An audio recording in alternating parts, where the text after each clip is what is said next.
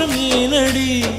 பிழையான வார்த்தை போல வாழ்ந்து வந்தேனே, உன்னை பார்த்த பின்னே என்னை திருத்திக் கொண்டேனே. புரியாத கவிதை போல வாழ்ந்து வந்தேனே, அவையாவும் முந்தன் கண்ணில் அர்த்தம் கண்டேனே.